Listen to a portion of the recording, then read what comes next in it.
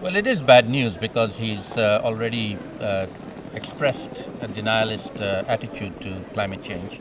But I believe that once he's briefed on the science by his own scientists now, he will realize that this is reality and it has to be done. Again, looking on the bright side of this, I mean, he's a natural negotiator, and negotiations are what we do here. So he'll negotiate hard, but he'll do a deal, and that's what he does. In the past, the US, when it's wanted to scupper these talks, has done so quite effectively, notably in 2000, I think, at the sixth major UN climate meeting in The Hague, when the negotiating team were effectively scuppered by George W. Bush. What's to stop it doing the same thing again this time around? Anybody can scupper the talks if they want to. It's not just the US. But the UK can't really scupper the talks. I mean, you know, it's only the big players, isn't it, that can really make a difference. Well, the first thing is that in Marrakesh we still have President Obama in place. Yeah. The president in the White House is Mr. Obama, not Mr. Trump. He won't be there till the January.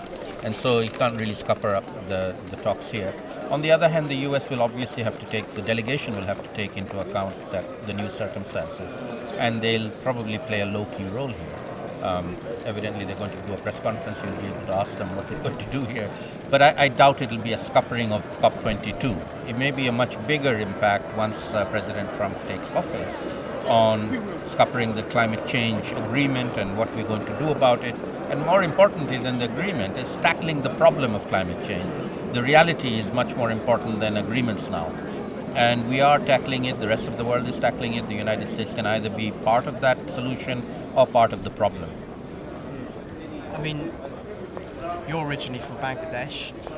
Bangladesh is clearly very vulnerable to climate change. So is India. So we learn is China as well, be it floods or droughts or whatever.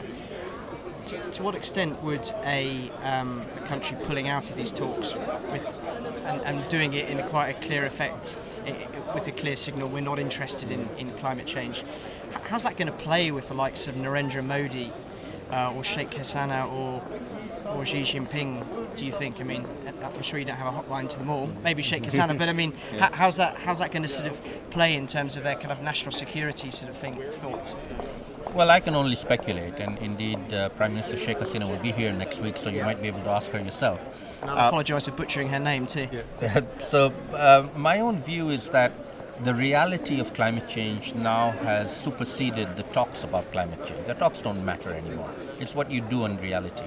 And countries are already moving forward for their own reasons, and that's a good thing. And one of the good things about the Paris Agreement is that countries agreed to take action for their own good, not because somebody was telling them what to do. And in that case, you know, if a country doesn't do it, that's up to that country.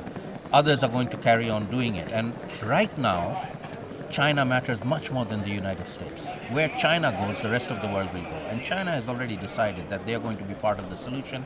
They're going to be a first mover into a post-fossil fuel era. They're investing heavily in non-fossil fuel energy. They're decelerating their fossil fuel investments, even though they're sitting on huge amounts of coal. They're not going to use that coal. And so where China goes, the rest of the world will go, and Mr. Trump will follow.